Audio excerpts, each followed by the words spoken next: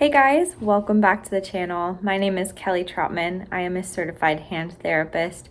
In today's video, I am going to be showing you how to fabricate a radial-based thumb spica splint. So the clinic that I work for, our surgeon prefers radial-based thumb spica splints, so that is why I'm showing this particular pattern. I know that not every clinic likes to use that, not every doctor likes to use that type of splint.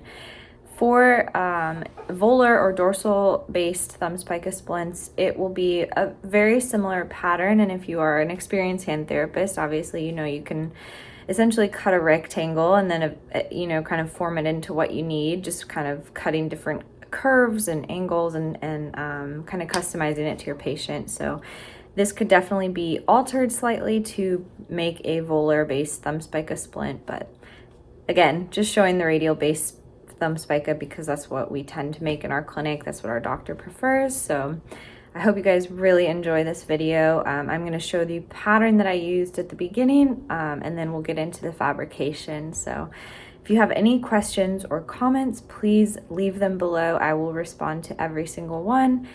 Please like this video if you enjoyed it to support the channel and the growth of this little hand therapy community. And please subscribe to the channel so that you don't miss any more videos.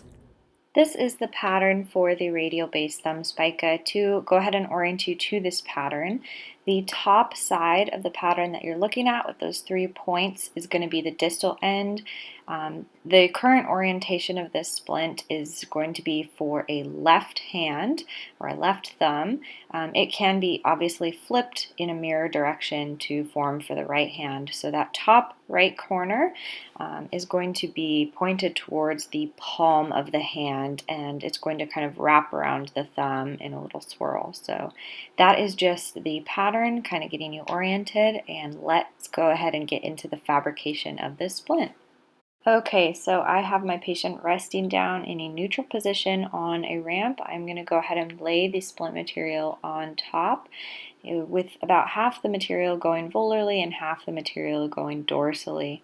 Right at this moment, you're going to see that I'm going to make a thin fold right below the DIP joint to make sure that they still have DIP movement in this splint. And then I'm going to go ahead and make my thenar crease with another thin fold, and then pulling this material through without moving the thumb, just in case it's a basal joint arthroplasty, and then folding that back top material down over the fold. And then you're going to see that I'm going to come in with a little hand hold just to give that CMC and MP joint some structure and some lift. And then I am just kind of forming the splint, making sure there's no spots that are digging or rubbing, no fingerprints, making sure it doesn't get stuck to the thumb here.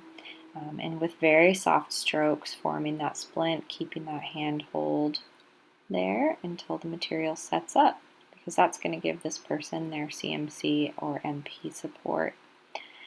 And then you can kind of look a close-up at the folds here. So again, seeing that they're pretty thin folds, they're going to offer a little bit more structure at the end, distal end of the splint. And then this splint's a little bit long for him, so I would end up trimming it back to make sure it's about 2/3 of the length of the forearm. And then we're going to get some Velcros on there. And here is the finished product. So this is a radial based thumb spica splint. I hope you guys enjoyed this video. If the fabrication was helpful to you in any way, please give it a thumbs up and comment below with any other questions or concerns you have. Thanks for watching.